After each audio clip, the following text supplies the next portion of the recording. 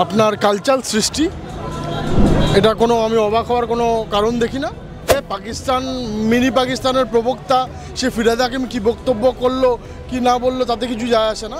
এবার মুসলমানরা চায়নাতে অত্যাচারিত হয় তার প্রতিবাদ সভা সিদ্দিকুল্লাহকে আপনি এখানে দেখতে পাবেন না। ওদের বিরোধিতা করতে করতে কখন ভারতবর্ষের বিরোধিতা করে ফেললেন, কখন হিন্দু সনাতনীদের বিরোধিতা করে ফেললেন, এটা উনি নিজেই বুঝলেন না। প্রীতমদা, গতকাল আমরা দেখলাম বাংলাদেশের একটি বেসরকারি ইউনিভার্সিটির বাইরে ভারতের জাতীয় পতাকা প্রতীক এঁকে তার উপরে পা দিয়ে ছাত্রছাত্রীরা কলেজে প্রবেশ করছে। যেরকম এরা জেহাদির বাচ্চা, যেভাবে এদের আপনার কালচারাল সৃষ্টি, এটা কোনো আমি অবাক হওয়ার কোনো কারণ দেখি না। এরা এরকম, এদের মোক্ষম জবাব সনাতনের দিতে পারে, আমরা সব রকমভাবে দেবো, তার জন্য নিশ্চিত থাকুন এবং তৈরি থাকুন। দাদা, গতকাল একজন বেসরকারি হাসপাতালের চিকিৎসক বলেছেন বাংলাদেশ থেকে যারা চিকিৎসার জন্য ভারতবর্ষে আসছেন তিনি চিকিৎসা করবেন না, ব্যক্তিগত মতামত তিনি দিয়েছেন, কারণ তার কাছে দেশের ধর্ম আগে বলে তিনি মনে করছেন। ওই প্রসঙ্গকে টেনে নিয়ে আজকে ফিরহাদ হাকিম প্রতিবাদ সভা থেকে বলেছেন যে চিকিৎসক যে কথাটি বলেছেন নিন্দনীয় ঘটনা, কারণ মানব ধর্মই প্রধান। না, সে যে পাকিস্তান মিনি পাকিস্তানের প্রবক্তা সে ফিরহাদ হাকিম কি বক্তব্য করলো কি না বললো তাতে কিছু যায় আসে না।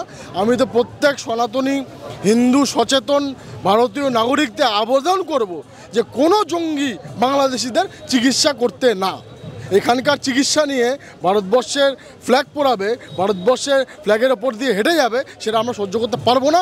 যদি শুভবুদ্ধি সম্পন্ন কোনো ভারতীয় হয় তার সেভাবে ধিক্কার জানানো উচিত এবং সেটাই কর্তব্য।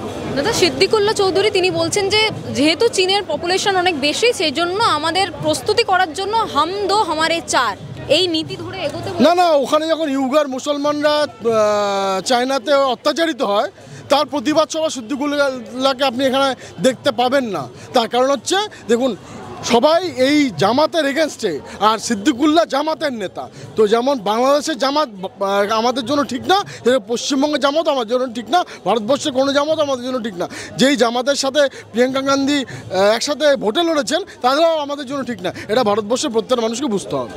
দাদা, আজকে তৃণমূলের যে প্রতিবাদ সভার আয়োজন করা হয়েছিল ওয়াকফ বিলের একেবারে প্রতিবাদে, দেখলাম সেখানে কার্যত মঞ্চের পাশাপাশি জায়গা ফাঁকা রয়েছে। না, ওইটা ওই সিদ্দিকুল্লাহ চৌধুরী সব টেনে নিয়েছে, জামাতরা টেনে নিয়েছে। এটা মমতা ব্যানার্জি যত তাড়াতাড়ি বুঝবেন তত তাড়াতাড়ি পশ্চিমবঙ্গের মঙ্গল।